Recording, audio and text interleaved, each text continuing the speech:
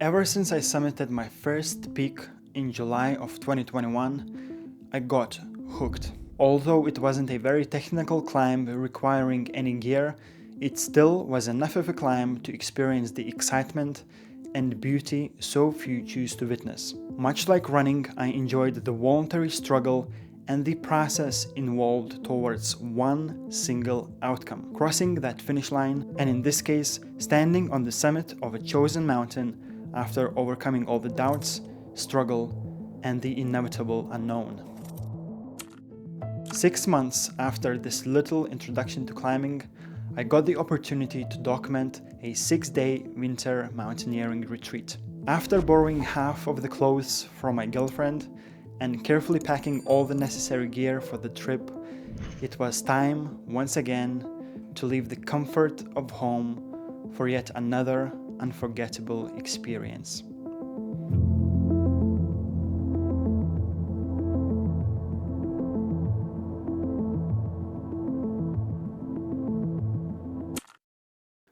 For the following 6 days, I would be living in a secluded cabin based at 1,551 meters in elevation, next to a frozen lake and surrounded by mountains. This was truly one of the most beautiful and unique places I've stayed so far.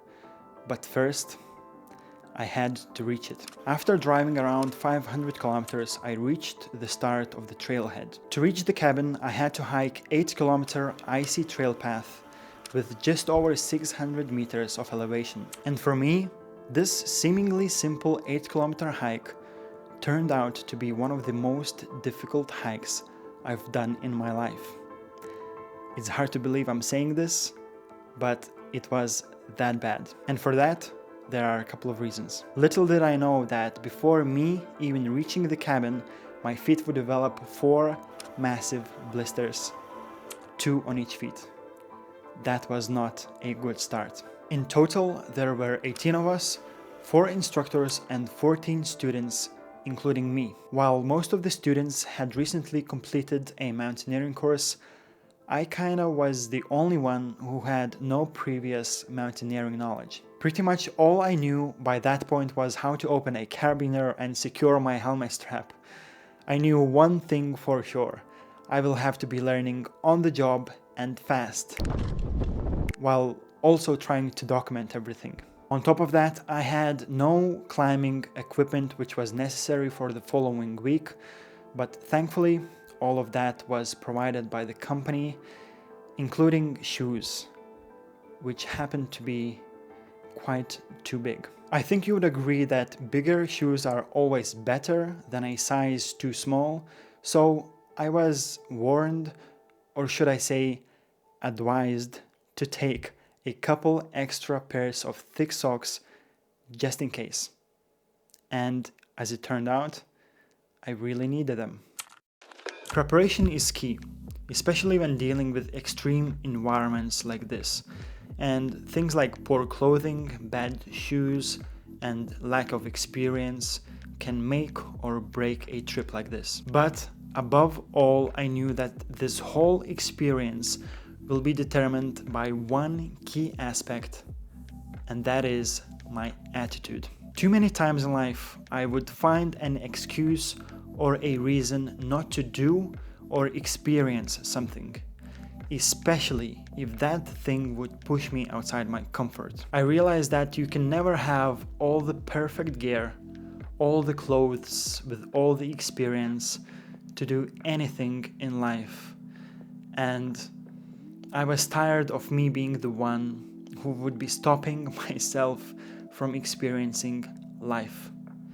And this time, I knew I would find a way to make it happen. So here I was, sliding my shoes into mountaineering boots that were a little bit too big, and that was worrying right from the start.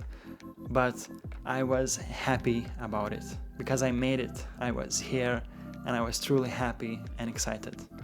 Now it was time to head for the cabin. So those were the hardest 8 kilometers of my life. By the halfway point, I was well aware about my developing blisters on my feet and my shoulders were killing me. I had two backpacks, the big one right at the back, which was falling apart without me even knowing, and another one right in front of me with all my camera gear, which was becoming heavier with every single step. Despite the discomfort, I was positive and I was smiling because I knew it's gonna end. As I marched forward, I also kept repeating myself that it's worth it, because it definitely was. And after 3.5 hours of hiking, many stops and rests in between, I finally reached the cabin, and the only thing I wanted was to take off those boots and get some solid food inside of me. And that was the highlight of day one. Now, going forward, instead of describing this experience, this trip,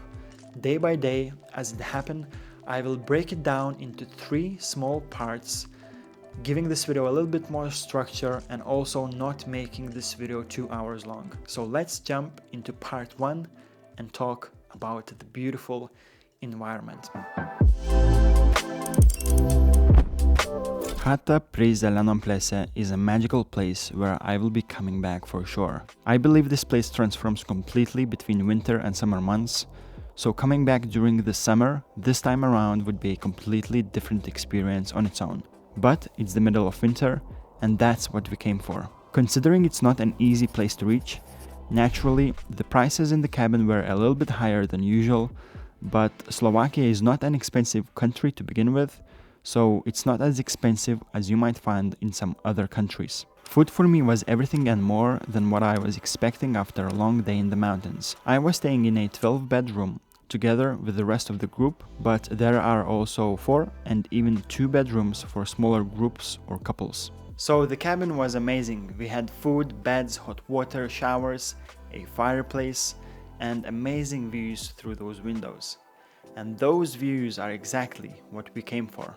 By far the best thing about this place is the surrounding environment, which offers so much for many people who might have different interests and would like to try a little bit of everything. Which leads us to part 2, the experience itself. During the 6 days we learned how to use crampons and ice axe, practiced self-arrest techniques on a slope, rope team walking, dry tooling, ice climbing, and summited several peaks. And we did all of this within the surrounding area of where the hut was positioned.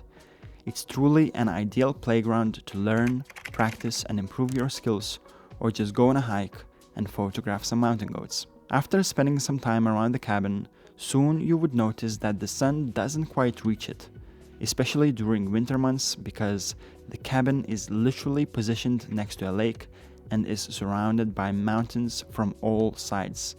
And because of that, it can be just a little bit cold and dark. For me as a filmmaker, light is everything, and I was eager to head out somewhere higher to catch the sun and capture some amazing B-roll. And the difference between filming in a shade and in the sun in a mountainous environment is like night and day. On day 3, we were lucky enough to experience 100 km/h winds, which lasted for around 36 hours. During that time, it was an opportunity to recharge all my batteries and get ready for the days ahead, documenting this experience. So I had a job to do, to document the trip, all the activities, and produce a couple videos showcasing the whole experience for a brand called Montis Magia. Unfortunately, on day 4, I broke my lens. Canon 15-35, my main beast, and when that happened, I felt how my heart sank to my guts. I cried inside for about 5 minutes because that's literally all the time I had. We had to leave for another summit. Thankfully, I had my 70-200, my drone and GoPro for those wide angle shots, which all worked out perfectly. Despite the limitations, I still managed to shoot some killer content and produce an amazing video for Montis Magia, which is live right now, and you can see by clicking the link right in the corner or in the description down below. Going into this job, I was curious to see how I would adapt with all the elevation, snow, wind, and who knows what else thrown my way, while still carrying all the gear I had to have with myself. This trip for me was like a proof of concept and confidence booster for future adventures, especially in alpine environment. Many things I would do differently, many upgrades I still need to make, and one thing for sure, I feel that this is just the beginning. Alright, that's it for this video. Thank you so much for watching, and I hope this video deserves your subscription. If you haven't subscribed already, please consider subscribing to my channel for some future adventures and challenges. I am working on some exciting stuff that I cannot wait to share with you. Check out my Instagram for some behind the scenes. This has been an exciting journey for me personally. I learned a lot and had so much fun. I will see you in the next one. Peace. Oh, and I almost forgot. Do what you can't.